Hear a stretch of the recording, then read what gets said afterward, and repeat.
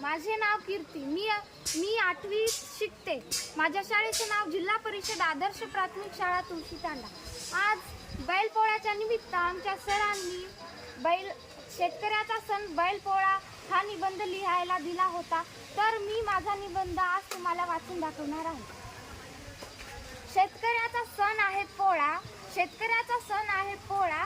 त्या दिवशी होते बैलांचा मेळा. पण शेतकरी आहे भोळा आणि साजरा करतो बैलपोळा, साजरा करतो बैलपोळा. सण आहे बैलपोळा. शेतकऱ्यांचा सण बैलपोळा आहे. शेतकरी राजा बैलपोळा खूप आनंदाने साजरा करतो. शेतकरी राजाचा खरा मित्र म्हणजे बैल असतो. शेतकरी हा आपल्या बैलाचा खूप चांगल्या रीतीने व्यवस्था करतो. पोळ्याच्या दिवशी शेतकरी राजा आपल्या बैलांना आंघोळ घालतो, शिंगे रंगवितो, बाशिंगे बांधतो आणि बैलांना चांगल्या प्रकारे सजवतो. पोळा हे एक पारंपरिक सण आहे. पोळ्याच्या दिवशी शेतकरीच नाही तर बैल पण आनंदित असतात. शिंगे रंगविली बाशिंगे बांधली घातली झूल, शिंगे रंगविली बाशिंगे बांधली घातली झूल. त्यामुळे शेतकऱ्याची आनंदित झाली मूल, त्यामुळे शेतकऱ्याची आनंदित झाली मूल.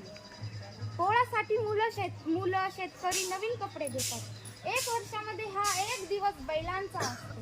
पोळ्याच्या दिवशी सर्वांच्या घरी पुरणपोळी, भजे, भात, डाळ इत्यादी पदार्थ बनविले असतात.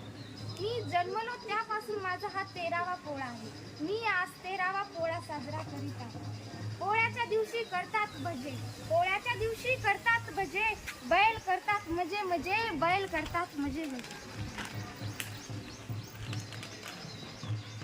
सगळ्यांच्या घरी वेगवेगळे पदार्थ बनविले असते.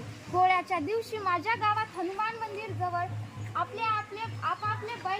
आपापले बैल सजवून आणतात आणि पोळा फुटल्यावर बैलाला नैवेद्य असतो.